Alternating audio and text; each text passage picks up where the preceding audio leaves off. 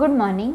ટીવાય BA paper number 506 તમારા પ્રશ્નપત્રનું નામ છે અર્વાચીન ગુજરાતી સાહિત્યનો ઇતિહાસ ભાગ 1.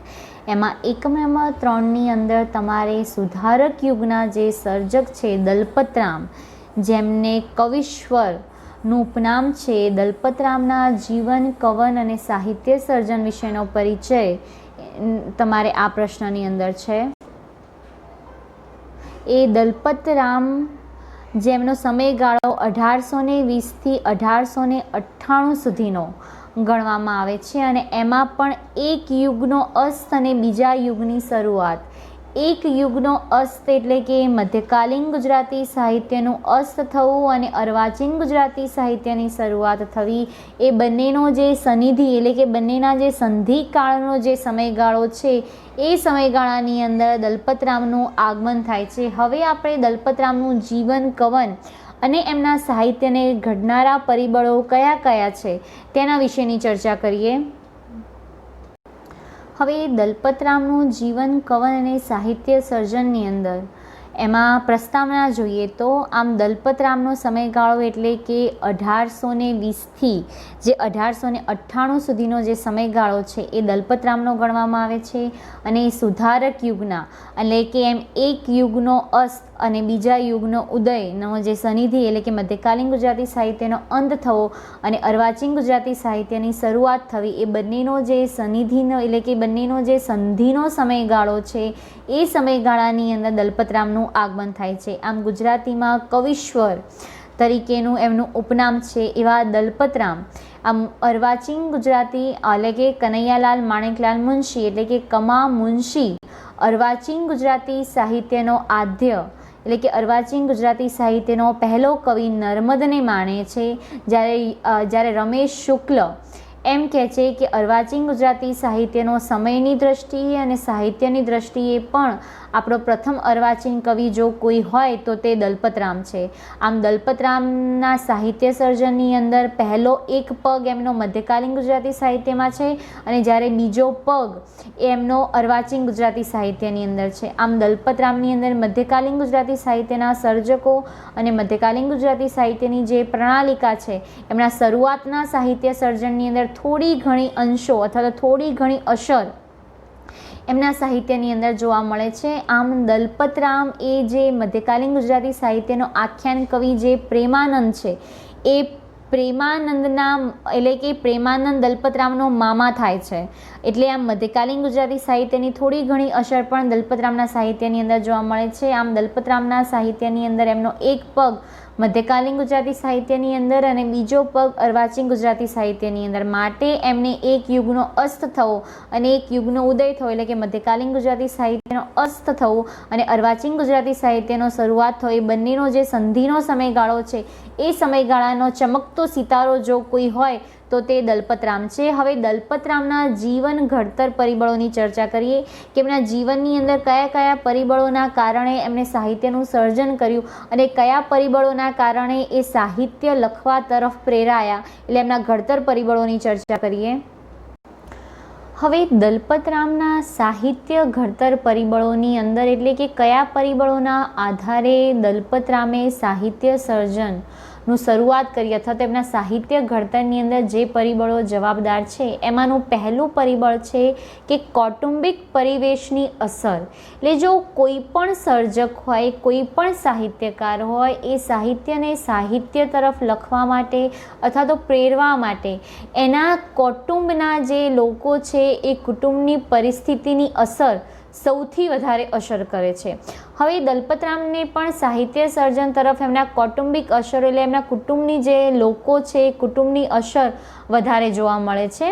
એમાં દલપતરામનો જન્મ 1820ની અંદર જે સૌરાષ્ટ્રની અંદર જે વઢવાણ ગામ આવેલું છે એ વઢવાણ ગામની અંદર ડાયાભાઈ વેદિયા એટલે કે ડાયાભાઈ વેદિયા જે પોતે છે ને આ કર્મકાંડી એટલે કે કર્મકાંડ અને વિદ્યાની ને વેદોના એને બધાનો પોતે એ વેદ હતા અને એ બી પાછા સ્વભાવે કડક અને ઉગ્ર હતા. એટલે કે બહુ જ શિસ્તની અંદર અને નિયમની અંદર રહેનારા એક ડાયાભાઈ વેદ્યના ત્યાં 1820ની અંદર વઢવાણમાં દલપતરામનો એમના ઘરે જન્મ થાય છે અને જ્યારે દલપતરામે સ્વામિનારાયણ સંપ્રદાયનો જ્યારે સ્વીકાર કરે છે, એટલે કે હિન્દુ ધર્મને ત્યાગી અને સ્વામિનારાયણ ધર્મનો સ્વીકાર કરે છે, ત્યારે આ પિતા અને પુત્ર એટલે કે ડાયાભાઈ અને દલપતરામ બંને પિતા પુત્રનો જે સંબંધ છે એની અંદર તિરાડ પડી જાય છે અને બંને એટલે કે દલપતરામે જે સ્વામિનારાયણ સંપ્રદાયનો એટલે કે સ્વામિનારાયણ ધર્મનો અંગીકાર કર્યો એના કારણે પિતા પુત્રનો સંબંધ તૂટી જાય છે અને એમના પિતા એમને બોલાવતા નથી.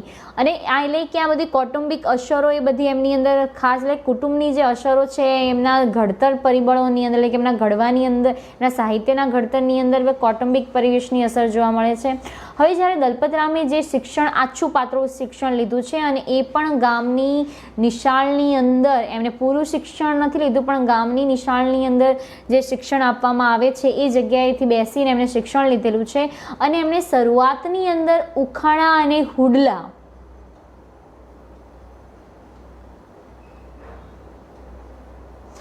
ઉખાણા અને હુડલું કાવ્ય સ્વરૂપ હુડલા આ કાવ્ય સ્વરૂપ છે.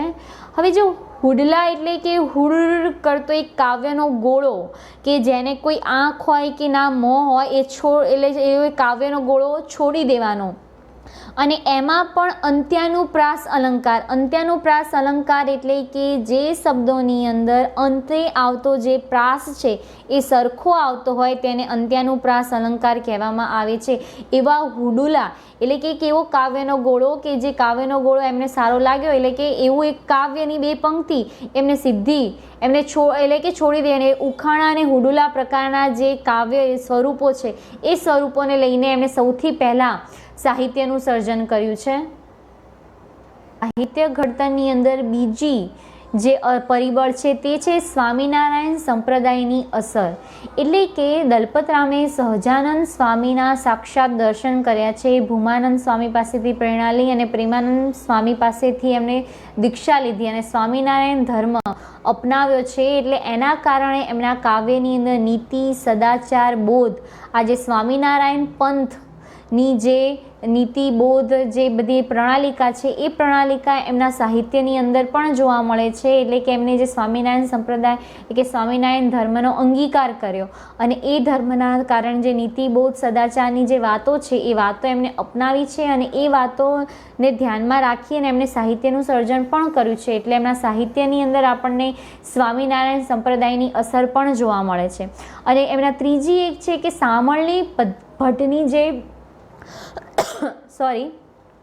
શામળ ભટ્ટની જે પદ્યવાર્તા છે એ પદ્યવાર્તાની અસર પણ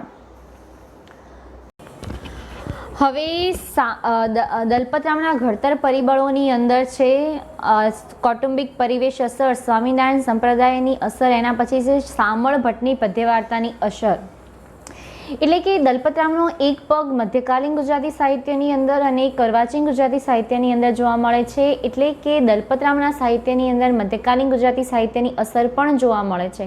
એટલે કે દલપતરામે શામળ ભટ્ટની પદ્યવાર્તા વાંચી અને શામળ ભટ્ટની પદ્યવાર્તાના કારણે અને એમના સાહિત્યની અંદર શામળ ભટ્ટની પદ્યવાર્તાની અસર જોવા મળે છે. એટલે શામળ ભટ્ટની પદ્યવાર્તાના કારણે એમને હીરાદંતી અને કમળાલોચન નામની શરૂઆતની અંદર પદ્યવાર્તા આપે છે. હીરાદંતી અને કમળાલોચન નામની પદ્યવાર્તા આપે છે. હવે જ્યારે ભૂમાનંદ એટલે કે સ્વામિનારાયણ સંપ્રદાયનો એ અંગીકાર કરે છે અને ભૂમાનંદ સ્વામીના સંપર્કમાં આવે છે ત્યારે એમના સંપર્કના કારણે જે શામળની પદ્યવાર્તાથી પ્રેરાઈને એમણે જે પદ્યવાર્તાઓ લખી હતી હીરાદંતી અને કમળાલોચન એ બંને પદ્યવાર્તાઓ બાળી દે છે અને ભૂમાનંદ સ્વામીના સંપર્કના કારણે તે વ્રજ ભાષાનું શિક્ષણ લે છે અને પછી એમને છંદશાસ્ત્ર, કાવ્યશાસ્ત્ર એમને વ્રજ ભાષાની અંદર લખ્યું છે. એટલે કે દલપતરામને ગુજરાતી ભાષા કરતાં વ્રજ ભાષા ઉપર ઓજસ એટલે કે વ્રજ ભાષા એમને બહુ ગમે છે અને વ્રજ ભાષા મધ્યકાલીન ગુજરાતી સાહિત્યની અંદર મીરા છે ને વ્રજ ભાષાની અંદર પદો લખે છે. એટલે આમ એટલે દલપતરામના સાહિત્યની અંદર એક પગ મધ્યકાલ ને એક પદ એટલે કે એક પગ અર્વાચીન એટલે કે એમને મધ્યકાલ અને અર્વાચીનતાના એટલે કે મધ્યકાલીન ગુજરાતી સાહિત્ય અને અર્વાચીન ગુજરાતી સાહિત્ય વચ્ચેનો જે સંધિનો સમયગાળો છે એનો એટલે કે એનો જે સિતારો છે એ ચમકતો સિતારો એ દલપતરામ છે. આમ એટલે કે દલપતરામના સાહિત્યની અંદર મધ્યકાલીન ગુજરાતી સાહિત્યની પણ અસર જોવા મળે છે અને એમાં ખાસ શામળની પદ્યવાર્તાની અસર જોવા મળે છે. હવે દલપતરામના સાહિત્ય ઘડતરની અંદર એક બીજું પરિબળ છે કે સારાભાઈના કુટુંબ સાથેની અસર, એટલે કે વિક્રમભાઈ સારાભાઈ જે છે એ સારાભાઈના કુટુંબની અસર, એટલે કે સારાભાઈના સંપર્કમાં આવવાના કાલે કે વિક્રમ સારાભાઈના જે પિતા છે એ સારાભાઈના સાથેના સંપર્કના કારણે પણ એમણે ઘણું ખરું સાહિત્ય સર્જન કર્યું છે. એટલે કે 24 વર્ષની વયે જ્યારે દલપતરામ સ્વામિનારાયણ સ્કૂલની અંદર સંસ્કૃત ભાષાનો અભ્યાસ કરવા માટે આવે છે ત્યારે તે સારાભાઈના કુટુંબના સંપર્કમાં આવે છે અને સારાભાઈના કુટુંબના સંપર્કના કારણે તે ફાર્બસ કિનલોક જે અંગ્રેજ અધિકારી છે એ ફાર્બસ કિનલોકના પ્રેરણા, એટલે કે ફાર્બસ કિનલોક સાથે એમનો પરિચય થાય છે અને ગુજરાતી સાહિત્યની અંદર જે ફાર્બસ દલપતરામનું મિલન છે એના કારણે એ સંસ્કૃતિ એ લોકો દલપતરામને નહીં પણ ગુજરાતી લોક સંસ્કૃતિ અને ગુજરાતી સાહિત્યને પણ એટલે કે ઘણો ખરો સારો એવો પ્રભાવ મળ્યો છે અને ફાર્બસની પ્રેરણાથી જ દલપતરામે લખવાની શરૂઆત કરી અને આપણને દલપતરામ પાસેથી સારું એવું સાહિત્ય પ્રમાણમાં મળી રહે છે. હવે એમના ઘડતર પરિબળોની અંદર સૌથી મહત્વનું જે પરિબળ હોય તો તે ફાર્બસ છે. આ ફાર્બસ અંગ્રેજ અધિકારીના સંપર્કના આવવાના કારણે જ ફાર્બસની પ્રેરણાથી જ દલપતરામે લખવાની શરૂઆત કરી, એટલે કે ફાર્બસને એમને પ્રેરણા આપી કે તમે વ્રજ ભાષા કરતાં ગુજરાતી ભાષાની અંદર કાવ્ય લખો, એટલે દલપતરામે ગુજરાતી ભાષાની અંદર કાવ્ય લખ્યા અને ફાર્બસની પ્રેરણાથી એ ગુજરાતનો જે સૌરાષ્ટ્ર છે એના આજુબાજુના ગામડાઓ ફરે છે અને આજુબાજુના ગામડાઓ ફરી અને સાહિત્યને લોક સાહિત્યને ભેગું કરી અને સાહિત્યની રચના કરે છે અને ફાર્બસની એ સમયે ગુજરાત વર્નાક્યુલર સોસાયટીની સ્થાપના કરી હતી અને ગુજરાત વર્નાક્યુલર સોસાયટીની અંદર આ યુવાન દલપતરામ હોશે એની જવાબદારી સંભાળી લે છે અને બુદ્ધિ પ્રકાશ નામનું જે વર્તમાન પત્ર છે એ વર્તમાન પત્ર નો એ પોતે સંપાદક બને છે અને લોકોને સુધારવા અને ફાર્બસની પ્રેરણાથી લોકોને સુધારા, એટલે કે સુધારાવાદી પ્રવૃત્તિની અંદર એ પોતે જોડાય છે અને સુધારાવાદીવાળું એ સાહિત્ય રચે છે. ફાર્બસની પ્રેરણાથી જે વ્રજ ભાષામાંથી ગુજરાતી ભાષાની અંદર એટલે કે સાહિત્ય લખવાની શરૂઆત કરે છે અને જ્યારે દલપતરામ જે હોપ વાચનમાળા અને જે રાસ વાચનમાળા છે એ ફાર્બસની પ્રેરણાથી જ એ હોપ વાચનમાળા અને રાસ વાચનમાળાનું જે સૌરાષ્ટ્રના આજુબાજુના ગામ છે એ ગામે ગામે ફરી અને લોક સંસ્કૃતિનો ઇતિહાસને ભેગો કરે છે અને હોપ વાચનમાળા અને રાસ વાચનમાળાનું સંપાદન દલપતરામ ફાર્બસના પ્રેરણાથી જ કરે છે. એટલે માટે ગુજરાતી સાહિત્ય અને ફાર્બસ દલપતનું મિલન એ સૌથી સારો ગુજરાતી સાહિત્યનો સુવર્ણ યુગ કહેવાય છે, કેમ કે ફાર્બસ અને દલપતના મિલનના કારણે જ ગુજરાતી સાહિત્ય સારું એવું ઘડાયું છે અને ફાર્બસની પ્રેરણાથી દલપતરામે લખવાની શરૂઆત કરી અને ફાર્બસની જ પ્રેરણાથી દલપતરામે જે હોપ વાચનમાળા અને રાસ વાચનમાળાનું ફાર્બસે સંપાદન કરાયું. હવે જો આ રાસમાળા અને હોપ વાચનમાળાનું સંપાદન ન કરાયું હોય તો ગુજરાતી સાહિત્યની જે ઐતિહાસિક નવલકથા જે કમા મુનશી પાસેથી મળે છે એ ઐતિહાસિક નવલકથાઓ આપણને મળી ન હોત, કેમ કે એની અંદર સૌરાષ્ટ્ર અને ગુજરાતની જે પ્રજા છે, જે આજુબાજુના ગામો છે એનો ઇતિહાસ છુપાયેલો છે અને ઇતિહાસ ઉપરથી જ કમા મુનશી ઐતિહાસિક નવલકથાઓ આપી છે. આમ ગુજરાતી સાહિત્યની અંદર દલપત અને ફાર્બસનું મિલન એક સૌથી શ્રેષ્ઠ મિલન ગણાય છે અને ફાર્બસની પ્રેરણાથી જ દલપતરામે ગુજરાતી સાહિત્યને લખવાની શરૂઆત કરી. આમ દલપતરામના સાહિત્ય સર્જનના ઘડતરની અંદર ફાર્બસનો ફાળો સૌથી મહત્વનો છે. આમ દલપતરામના સાહિત્યના ઘડતર પરિબળોની અંદર આપણે કૌટુંબિક પરિવેશ, એટલે કે એમના કુટુંબના સંસ્કારોની અસર, સ્વામિનારાયણ સંપ્રદાયની અસર કે એમણે જ્યારે સ્વામિનારાયણ સંપ્રદાયનો અંગીકાર કર્યો તો એ સ્વામિનારાયણ સંપ્રદાયની ધર્મની જે નીતિ સદાચારની વાત છે એની અસર પણ એમના સાહિત્યની અંદર જોવા મળે છે.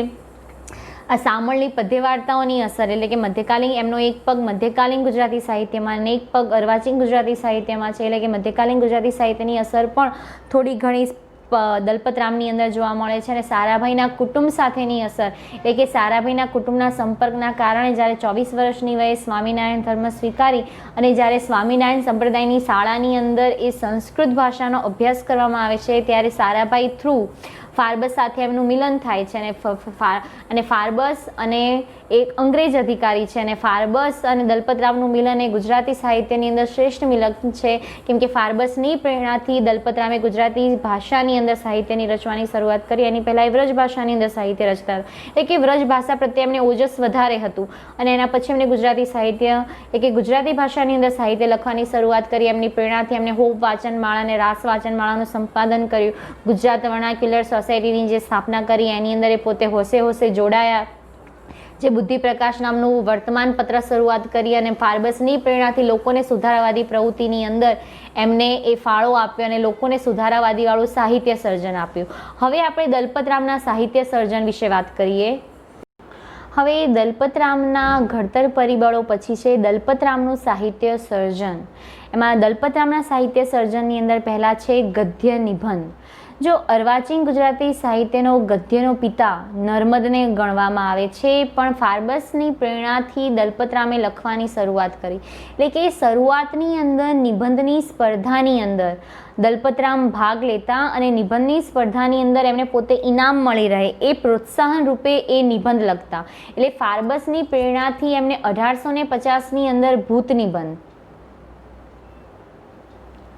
1850ની અંદર એ ભૂત નિબંધ લખે છે અને ભૂત નિબંધની અંદર પણ જે મધ્યકાલીન ગુજરાતી સાહિત્યની જે વિશેષતા છે કે ગદ્ય પદ્ય સ્વરૂપે દલપતરામની વિશેષતા છે, માટે જ એમનો એક પગ મધ્યકાલીન ગુજરાતી સાહિત્યની અસરવાળો, એટલે કે એમનો એક પગ મધ્યકાલીન ગુજરાતી સાહિત્યમાં છે એવું કહેવામાં આવે છે. એટલે કે ભૂત નિબંધની અંદર પણ એમને આ બધી અસરો જોવા મળે છે અને પછી ફાર્બસની પ્રેરણાથી એમણે નિબંધો લખવાની શરૂઆત કરી અને જે સુધારાવાદી પ્રવૃત્તિવાળી ભૂત નિબંધ છે, જ્ઞાતિ નિબંધ છે, વિધવા પુનઃલગ્ન નિબંધ છે, પરદેશ ગમન નિબંધ છે, આ બધા નિબંધો લખવાની શરૂઆત કરી. આમ ગુજરાતી ગદ્યની અંદર રોચક સંબોહન અને સારી એવી છટાવાળી સાહિત્ય લખનાર નર્મદ છે, તો ગદ્યની શરૂઆત કરનાર પણ એટલે કે દલપતરામના ગદ્યની અંદર પણ પદ્યની વિશેષતા જોવા મળે છે. એટલે આમ દલપતરામના સાહિત્ય સર્જનની શરૂઆત પહેલાં નિબંધ સ્વરૂપથી થાય છે. એના પછી દલપતરામ વાર્તાત્મક કૃતિઓ આપે છે. હવે વાર્તાત્મક કૃતિની અંદર છે કે ફાર્બસ સાહેબની પ્રેરણાથી એલ્વિસ્ટોન જે પ્લુટોસ છે એ પ્લુટોસની વાર્તા દલપતરામ સાંભળે છે અને પ્લુટોસની વાર્તા પરથી એમણે લક્ષ્મી નાટક નામનું નાટક આપે છે. હવે લક્ષ્મી નાટક એમ જોઈએ તો એ તદ્દન રૂપાંતરિત નાટક છે, એટલે કે અંગ્રેજી ભાષામાં એમણે સાંભળેલું અને એનું એને ગુજરાતી ભાષાની અંદર અનુવાદ કરી દીધું. એટલે કે નાટકના જે લક્ષણો અર્વાચીનતાના જે લક્ષણો જોવા મળે છે એવી એક કૃતિની અંદર જોવા મળતી નથી. એટલે કે લક્ષ્મી નાટકથી લઈને જ્યારે જીવરામ મિથ્યાભિમાન નાટક સુધી જ્યારે દલપતરામ પહોંચે છે ત્યારે દલપતરામની જે નાટકની જે ભાષાશૈલી છે ભાષાશૈલીની અંદર તદ્દન ફેર પડી જાય છે અને લક્ષ્મી નાટક કરતાં જે મિથ્યાભિમાન નાટક છે એ શ્રેષ્ઠ માનવામાં આવે છે. અને એ પણ મિથ્યાભિમાનની અંદર જે જીવરામ ભટ્ટનું પાત્ર છે એ રમણભાઈ નીલકંઠનું જે ભદ્રમભદ્ર પાત્ર છે એની સાથે સરખાવવામાં આવે છે, પણ જીવરામ ભટ્ટ કે જેને પોતે મિથ અભિમાન છે, એ જે પોતે રતાંધળો થઈ જાય છે પણ છતાં પણ એ વાતનો એ સ્વીકાર કરતો નથી, છતાં પણ એને અભિમાન છે. આમ ફાર્બસ સાહેબની પ્રેરણાથી આપણને જીવરામ ભટ્ટ સુધી એટલે કે મિથ્યાભિમાન નાટક સુધી દલપતરામ પહોંચે છે. આમ ફાર્બસ દલપતનું મિલન એ ગુજરાતી સાહિત્ય અને ગુજરાતી સંસ્કૃતિની અંદર શ્રેષ્ઠ ગણવામાં આવે છે અને જે ગુજરાત વર્નાક્યુલર સોસાયટીમાં દલપતરામ પોતે એની જે સંભાળે છે એની અંદર જે બુદ્ધિપ્રકાશ નામનું જે સામાયિક છે એ સામાયિકની અંદર એ પોતાના લેખો, પોતાનું સાહિત્ય સર્જન, પોતાનું નિબંધ એ પ્રકાશિત કરે છે. એના કારણે એમના સાહિત્ય સર્જનના ઘડતરની અંદર સારો એવો ફાળો થાય છે.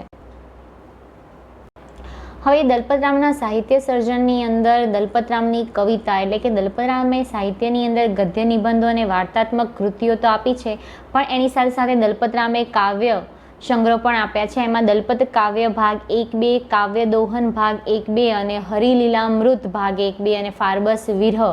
આ ફાર્બસ વિરહ એ ગુજરાતી સાહિત્યનું પ્રથમ કરુણ પ્રશસ્તિ કાવ્ય છે. હવે દલપતરામના જે કાવ્યની વાત કરીએ તો કાવ્યની અંદર દલપતરામના કાવ્યની અંદર અર્વાચીન ગુજરાતી એટલે કે એમનો એક પગ મધ્યકાળ ને એક પગ અર્વાચીન કાળની અંદર, એટલે કે દલપતરામના કાવ્યોની વિશેષતા એ છે કે મધ્યકાલીન ગુજરાતી સાહિત્યની આછી પાતળી અસર પણ આપણને દલપતરામના કાવ્યની અંદર જોવા મળે છે. એટલે કે દલપતરામના કાવ્યની અંદર મધ્યકાલીન ગુજરાતી સાહિત્યની અસર અને છાપવાળું કાવ્ય આપણને એટલે કે એમાં સાહિત્યની અંદર ને એમના કાવ્યોની અંદર મધ્યકાલીન ગુજરાતી સાહિત્યની અસર થોડી ઘણી જોવા મળે છે. હવે દલપતરામના જે કાવ્ય છે, દલપતરામના કાવ્યની અંદર એમણે બાપાની પિંપર જે પ્રકૃતિ વિષયક કાવ્ય છે એ બાપાની પિંપરની અંદર એ જ્યારે વઢવાણથી અમદાવાદ જ્યારે ઉનાળાના તડકાની અંદર ચાલતા જાય છે ત્યારે એક પીપળો છે એ પીપળાની અંદર એ બપોરે આરામ કરે છે અને આવી કાળઝાળ જે ગરમીની અંદર જે પીપળો એમને જે ગરમીથી બચવા માટે જે શાંત એટલે કે જે ઠંડક આપે છે એ ઠંડક એ બાપાના પિંપર એટલે કે પિતાનો હાથ કેવો હોય તો કે પીપળાની છાયા જેવો જે હંમેશા પોતાના પુત્રને ઠંડક આપે એવું પ્રકૃતિ વિષયક કાવ્ય આપણને દલપતરામ આપે છે. એ જ રીતે દલપતરામના કાવ્યની અંદર જે પશુ પ્રાણી એટલે કે ઊંટ કહે આ સભામાં તો અન્ય કે બગલાની ડોક વાકી, પોપટની ચાંચ વાકી, ભેંસના શિંગડા વાકા, કૂતરાની પૂંછડી વાકી, આ બધા ઊંટ બધાના અવગુણો ગણાવે છે. એટલે કે આમ પ્રાણીઓને પણ કેન્દ્રમાં રાખીને એમણે સાહિત્યનું એમની કવિતાનું સર્જન કર્યું છે. અને ઊંટ કહે આ સભામાં તો એમનું તો સૌથી લોકપ્રિય કાવ્ય છે. અને પછી એ શિયાળની એમ કહે છે કે રખે દલપતરામ અન્યનું તો એક અંગ વાકું પણ આપના તો 18 છે. એટલે કે ઊંટને એમ કહે કે તું બધાનું એક એક અંગની વાત કરે છે પણ કે તારા તો પૂરા 18 અંગ વળેલા છે. એટલે કે આપણે હંમેશા એટલે કે જો એમના કાવ્યની અંદર નીતિબોધ અને સદાચાર એટલે કે આ કાવ્યથી એ નીતિબોધ આપે છે કે આપણે હંમેશા બીજાના અવગુણો ગણીએ છીએ પણ પોતાની જાતને જોતા નથી કે પોતાની જાતની અંદર કેટલા અવગુણો આપેલા છે એની વાત આ જો સ્વામિનારાયણ સંપ્રદાયની જે અસર એમના સાહિત્યની અંદર જોવા મળે છે એનું એક આમ ઉત્તમ ઉદાહરણ છે. પછી એમનો શરણાઈવાળો એક જે કાવ્ય છે શરણાઈવાળો કાવ્ય એમનું સૌથી લોકપ્રિય કાવ્ય છે કે શરણાઈવાળો બહુ સારી એવી શરણાઈ વગાડે છે અને પછી બધાના ત્યાં વગાડવા જાય છે. પછી શરણાઈવાળાને એમ કે ભાઈ તું રાજાના દરબારમાં જઈને વગાડ તો તને સારું એવું ઇનામ મળશે. એટલે શરણાઈવાળો એ રાજાના દરબારની અંદર પણ જાય છે અને રાજાના દરબારની અંદર જઈને શરણાઈ પણ વગાડે છે અને સૌથી સારી એ શરણાઈ વગાડે છે. ત્યારે રાજા એને એમ કહે છે કે આ તો પોલી છે તે વગાડી એમાં ટેસી કરી નવાય કે તું સાંભેલું વગાડે તો જાણું કે તું શાણું.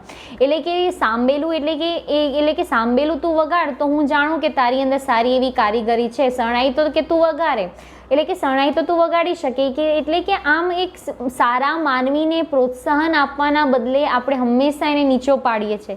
આમ જે નીતિબોધ જે સદાચારની વાતો છે ને એ જે સ્વામિનારાયણ સંપ્રદાયની અસર દલપતરામના સાહિત્ય કવિતાની અંદર જોવા મળે છે.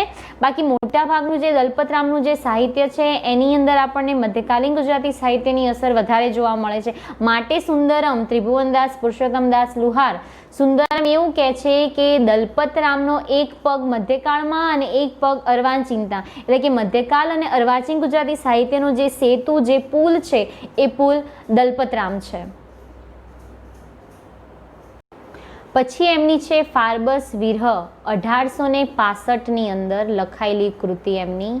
અને ફાર્બસ વિરહ એ ગુજરાતી સાહિત્યનું પ્રથમ કરુણ પ્રશસ્તિ કાવ્ય એટલે કે પ્રથમ ટ્રેજેડી કાવ્ય જો કોઈ હોય તો તે ફાર્બસ વિરહ છે. એટલે એમનો જે અંગ્રેજ અધિકારી કે જેમની પ્રેરણાથી દલપતરામે લખવાની શરૂઆત કરી અને ફાર્બસનું મૃત્યુ થઈ જાય છે અને ફાર્બસનું મૃત્યુ થયા પછી દલપતરામની અસર કેવી થાય છે ફાર્બસ પ્રત્યેનો એમનો જે વિરહ છે એ વિરહ એમને આ કાવ્યની અંદર વ્યક્ત કર્યું છે. આમ અર્વાચીન ગુજરાતી સાહિત્યની શરૂઆત એટલે કે મધ્યકાલીન ગુજરાતી સાહિત્યનો અંત થવો અને અર્વાચીન ગુજરાતી સાહિત્યની શરૂઆત થવી એ બંનેના સનિધિ કાળના જે સેતુ સમાન જે ચમકતો સિતારો છે તે દલપતરામ છે. દલપતરામના કાવ્યની અંદર આપણને મોટાભાગે મધ્યકાલીન ગુજરાતી સાહિત્યની અસર જોવા મળે છે. આમ એ તમારા પેપર નંબર 506નો જે એકમ નંબર 3નો જે પ્રશ્ન છે કે દલપતરામનું જીવન કવન અને સાહિત્ય સર્જન એ પ્રશ્ન અહીંયા પૂરો થાય છે. એમાં દલપતરામનો જન્મ 1820થી 1898ની અંદર ને બી વઢવાણ સૌરાષ્ટ્રની અંદર જે વઢવાણ આવેલું છે એમાં ડાહ્યાભાઈ વેદિયાના ત્યાં દલપતરામનો જન્મ થયો હતો. એ દલપતરામના જે ઘડતર એમના સાહિત્ય સર્જનના ઘડવાના જે પરિબળો છે એમાં કૌટુંબિક અસર, સારાભાઈના કુટુંબના સંપર્કની અસર, સ્વામિનારાયણ સંપ્રદાયનો અંગીકાર કર્યો તેની અસર, ફાર્બસના મિલન સાથેની અસર અથવા તો ફાર્બસની પ્રેરણાથી એમણે સાહિત્ય સર્જનની શરૂઆત કરી અને એમના સાહિત્યની અંદર મધ્યકાલીન ગુજરાતી સાહિત્યનો પદ્ય વાર્તાકાર શામળ ભટ્ટ એની અસર, આ બધા એમના સાહિત્યને ઘડવાની અંદર પરિબળો કામ કરે છે. ને એના પછી આપણે એમના સાહિત્ય સર્જનની વાત કરીએ તો એની અંદર પહેલાં એમને ગદ્ય નિબંધ અને વાર્તાત્મક કૃતિ આપી અને પછી દલપતરામના કાવ્યો એની ચર્ચા કરી. એમાં પ્રશ્ન તમારો અહીંયા પૂરો થાય છે.